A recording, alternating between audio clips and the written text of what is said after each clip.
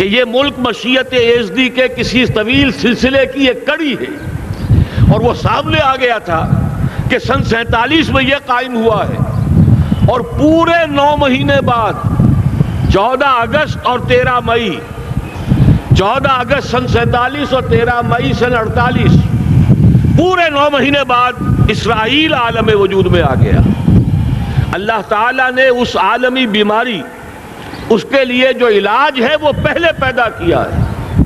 جیسے کہ حدیث میں آتا ہے ما انزل اللہ من دائن الا انزل لہ دوان، اللہ تعالیٰ نے کوئی بیماری ایسی نہیں اتاری کہ جس کا علاج بھی نہ اتار دیا ہو۔ اور جیسے کہ ماں کی چھاتیوں میں بچے کی ولادت سے پہلے دودھ پیدا ہو جاتا ہے، اس کی غذا کا بندوبست پہلے ہو جاتا ہے، اسی طریقے سے اسرائیل کا جو فتنہ اٹھنے والا تھا اس کی سرکوبی کے لیے پاکستان وجود میں آیا ہے، اور آج وہ مرحلہ آ گیا ہے تاریخ کا ایک عظیم موڑ۔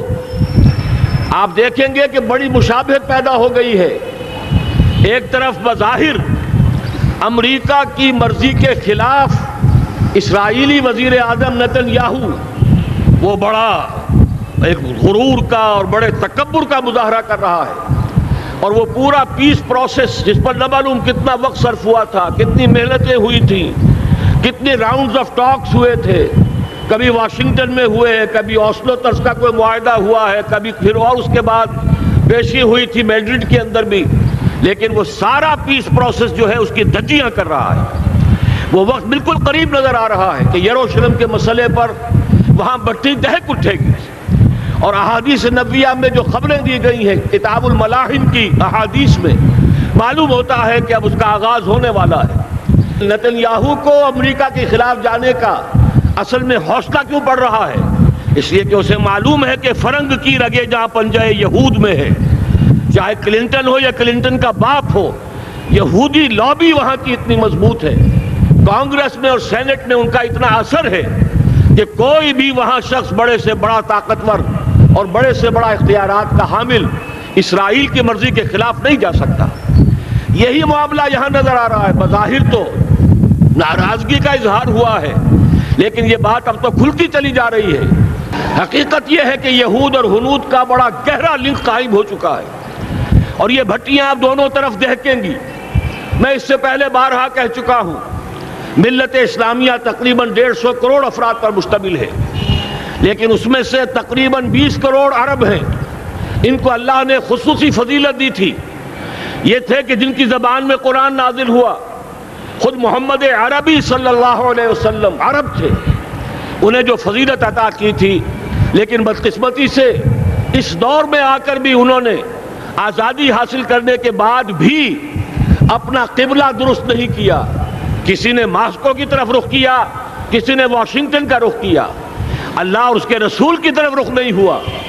واقعہ یہ ہے کہ مجرم ہیں، دوسرے بڑے مجرم 150 کروڑ میں سے 10% یہ 15 کروڑ مسلمان ہیں۔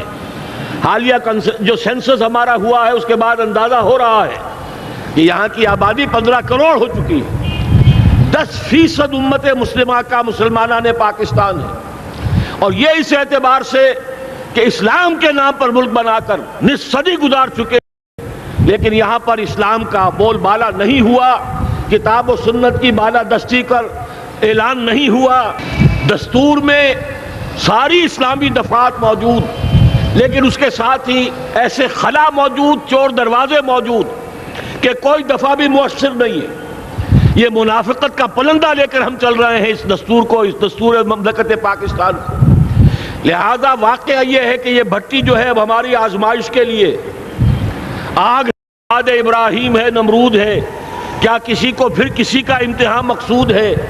اس لیے میں نے وہ آیت بھی آپ کو سنائی، وَلَنَبْلُوَنَّكُمْ بِشَيْءٍ مِّنَ الْخَوْفِ وَالْجُوعِ۔ آج کی صورتحال پر غور کیجئے، کس درجے یہ الفاظ ہمارے جو ہیں وہ ثابت ہو رہے ہیں اور جس اپلائی ہو رہے ہیں۔ ایک خطرہ پیدا ہو چکا ہے۔ واقعہ یہ ہے کہ کوئی کرائسس ہو، کوئی خطرہ ہو، کوئی اندیشہ ہو تو قوم جاگ جایا کرتی ہے، اور اس کے بعد حقیقت یہ ہے اگر ہم نے جرأت کر لی، اور مجھے یقین ہے کہ ہو جائے گا، کچھ لیت و لال ہے، کچھ تاخیر ہے، حکومت کے کچھ اعلانات دو طرفہ سے بھی آ جاتے ہیں، لیکن مجھے یقین ہے یہ دھماکہ ہوگا، یہ مشیت ازدی ہے، یہ شدنی امر ہے، یہ ہوگا۔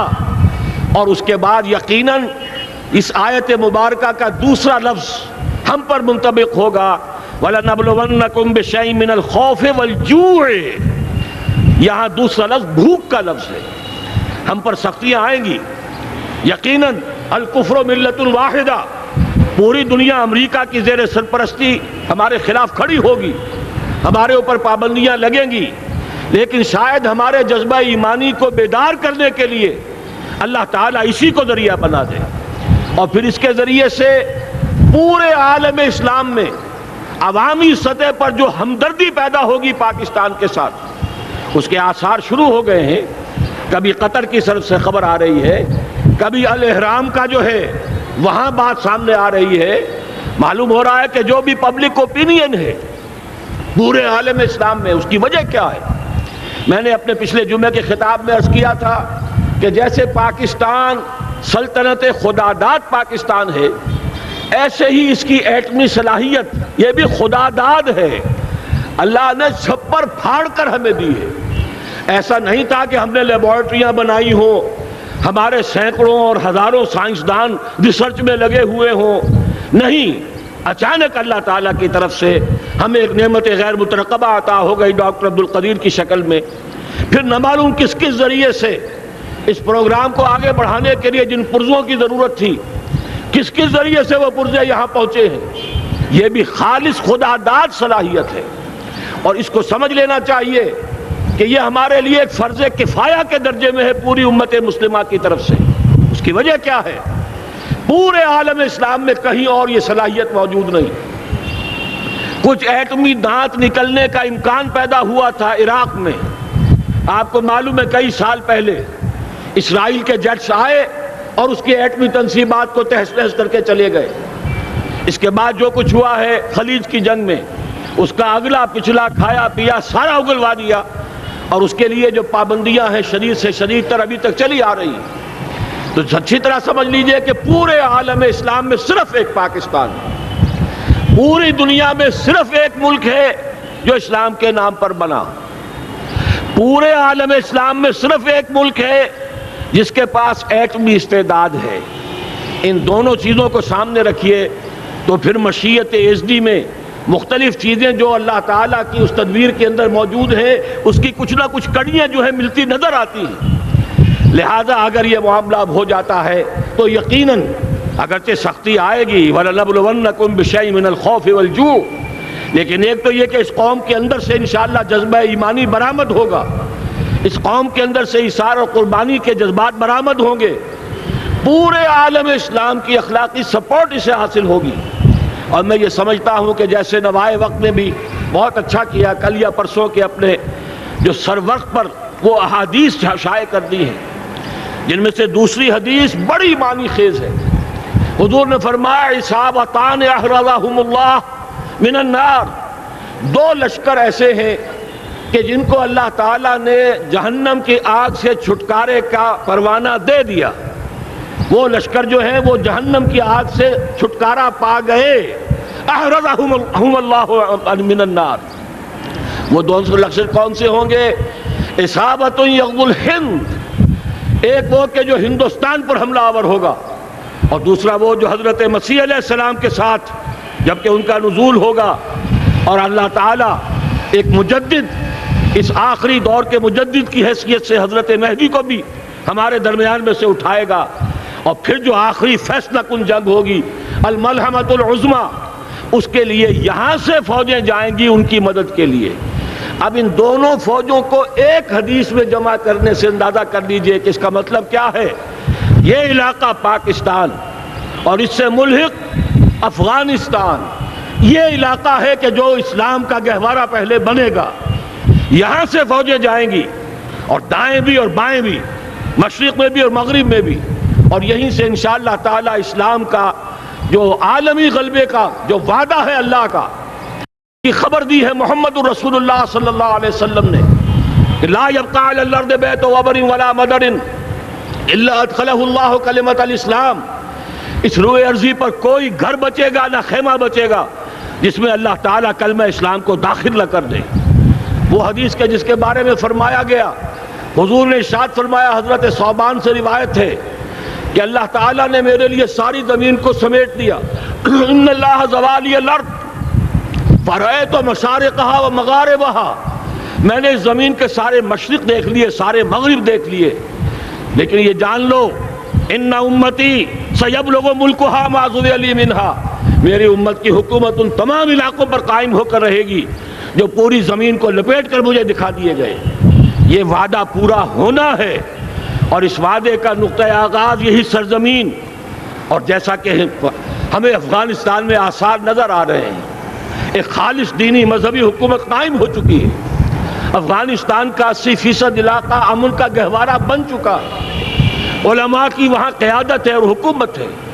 یہ پاکستان اور افغانستان مل کر، جیسا کہ آپ کو یاد ہوگا میں نے جب تجویز پیش کی تھی کہ حکومت پاکستان فوراً تسلیم کرے طالبان کو، اللہ کا شکر ہے، میں سمجھ یہ نہیں کہتا کہ میرے کہنے کی وجہ سے ہوا، لیکن بہرحال اللہ کا فضل ہوا کہ چند دن کے بعد ہی حکومت پاکستان نے تسلیم کر لیا طالبان کی حکومت کو. میری دوسری تجویز ابھی پینڈنگ ہے، پاکستان اور افغانستان کا کے درمیان کانفیڈریشن قائم کیا جائے.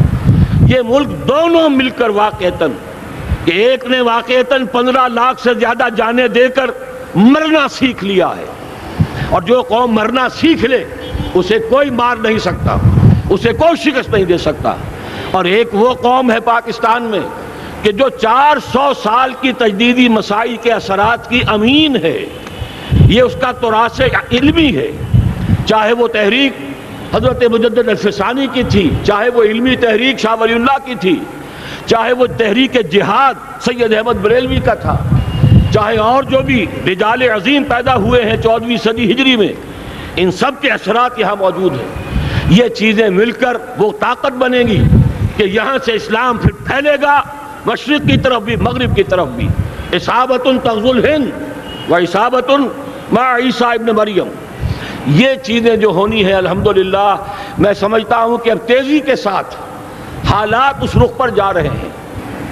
کہیں فرمایا ان ینصرکم اللہ فلا غالب لکم، اگر اللہ تمہاری مدد کرے تو کوئی تم پر غالب نہیں آ سکتا. وَإِن يَخْذُلْكُمْ، اور اگر خدا نہ خواستہ اللہ تعالیٰ ہی اپنی مدد تم سے کھینچ لے، واپس لے لے، سلب کر لے، ان یخذلکم، تمہیں چھوڑ دے، فَمَنْ ذَا الَّذِي يَنْصُرُكُم مِّن بَعْدِهِ، تو پھر کون ہے جو تمہاری مدد کر سکے گا.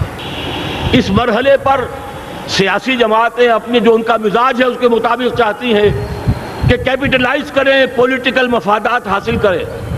بہرحال میرے نزدیک ایک کنسنسس ہونا چاہیے، ایک نقطے کا دھماکہ ہونا چاہیے. اور نمبر 2، اللہ اور اس کے رسول کے ساتھ صلح اور اللہ کی مدد کی ضمانت حاصل کرنے کے لیے کتاب و سنت کی ٹوٹل بالادستی، پورے دستور پاکستان میں کوئی شے اس کے منافی ہو اس کو نکال کر باہر کر دیا جائے، نفاق سے پاک کر دیا جائے. جیسے دعا ہے اللہم ربنا طہر قلوبنا من النفاق، اسی طرح دعا مانگیے کہ اللہ ہمارے ملک کے دستور کو نفاق سے پاک کر دے. اور وہ ساری ترامیم جن کا کہ ہم نے ایک مہم بھی چلائی تھی، وہ ترامیم جس کا تقریباً وعدہ کیا تھا نواز شریف صاحب نے، جس کے لیے 2 مرتبہ ایک محفل میں کہا تھا راجہ ظفر الحق صاحب سے کہ راجہ صاحب پھر تیاری کیجئے اور دستور کی ترمیم کا بل تیار کیجئے. لیکن یہ کہ معلوم ہوتا ہے کوئی بڑا ہاتھ ایسا تھا جس نے روک دیا ہے.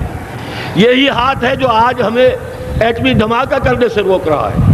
ہمیں چاہیے کہ یہ دونوں دھماکے بیک وقت کریں، اور ان دونوں دھماکوں کے بعد پھر چاہے دنیا کی کوئی طاقت ہماری دشمن بن جائے، ہمارے لیے اللہ تعالیٰ کی مدد و نصرت ہوگی. وَلَنَبْلُوَنَّكُمْ بِشَيْءٍ مِّنَ الْخَوْفِ وَالْجُوعِ وَنَقْصٍ مِّنَ الْأَمْوَالِ وَالْأَنفُسِ وَالثَّمَرَاتِ وَبَشِّرِ الصَّابِرِينَ الَّذِينَ إِذَا أَصَابَتْهُم مُّصِيبَةٌ قَالُوا إِنَّا لِلَّهِ وَإِنَّا إِلَيْهِ رَاجِعُونَ. تو قوم انشاءاللہ تعالیٰ، میں یہ سوچا کرتا تھا قوم مردہ ہے، بے حس ہو چکی ہے، دین سے عام طور پر بیزاری پیدا ہوتی جا رہی ہے، جو ہمارے دینی قیادت ہے اس سے بھی لوگوں کے اندر مایوسی پیدا ہو رہی ہے. کیسے ہوگا؟ میں نے بارہا کہا، جب میں یہ شواہد دیکھتا ہوں جو حدیث میں ہے، جس کی خبریں دی گئی ہیں، 400 سال کی تاریخ دیکھتا ہوں تو مجھے پاکستان کا مستقبل بہت شاندار نظر آتا ہے. یہ تو مشیت ایزدی میں کسی بہت اہم رول کو پلے کرنے کے لیے قائم ہوا ہے۔ جب میں زمینی حالات کو دیکھتا ہوں تو مایوسی ہوتی ہے، لیکن میں یہ سمجھتا ہوں کہ وہ وقت آ گیا ہے کہ جس میں یہ قوم جھنجھوڑی جائے۔ ایک دفعہ کا یہ جھنجھوڑا جانا انشاءاللہ تعالی ہمارے بہت سے دل اندر دور کر دے گا۔ آخر چینی کیا تھے؟ ایک نصف صدی پہلے کے چینی افریقی قوم آج کہاں سے کہاں پہنچ گئی ہے۔ ہمارے اندر بھی چاہے یہ کہ اوپر راکھ ہے، اندر چنگاریاں ہیں، ان چنگاریوں کے بھڑکنے کا وقت آ گیا ہے، اور انشاءاللہ العزیز اسی ایٹمی دھماکے سے اس پورے عمل کا جو ہے آغاز ہو جائے گا، جس سے یہ سرزمین پاکستان اسلام کا گہوارہ بنے، اور پھر یہاں سے پوری دنیا میں اسلام کے غلبے کی جد و جہد کا آغاز کیا جائے۔ بس میں اسی پر اکتفا کر رہا ہوں۔ اللہ تعالیٰ سے دعا کرتا ہوں کہ وہ ہمارے حکمرانوں کو، اگر تو کوئی تاخیر ہو رہی ہے انتظامی امور کی وجہ سے، کوئی بات نہیں، بہرحال معاملہ اتنا اچانک ہو گیا ہے، لیکن مجھے توقع ہے کہ انشاءاللہ وہ دھماکہ ہوگا اور جلد ہوگا۔ اگر کوئی تذبذب ہے تو ہم اللہ تعالیٰ سے دعا کریں گے وہ نواز شریف صاحب کے دل کو پھیر دے اور اس کے اندر استقامت پیدا کر دے، اور دوسرے یہاں کی سیاسی جماعتوں کو بھی یہ توفیق دے کہ کوئی اور سیاسی مسئلہ اس وقت نہ اٹھائیں، اور جو بھی یہاں پہ مذہبی اور دینی عناصر ہیں انہیں اللہ توفیق دے کہ وہ اس دھماکے کا مطالبہ کرنے کے ساتھ ساتھ، بلکہ میں یہ سمجھتا ہوں کہ اس سے بھی زیادہ زوردار انداز میں دستور پاکستان سے منافقت کے خاتمے اور کتاب و سنت کو سپریم لا قرار دینے کی ترمیم جو ہے اس کا دھماکہ بھی کیا جائے۔ اللہ تعالیٰ ہمیں اس کی توفیق عطا فرمائے۔ اقول قولی ھذا واستغفر اللہ لی ولکم ولسائر المسلمین۔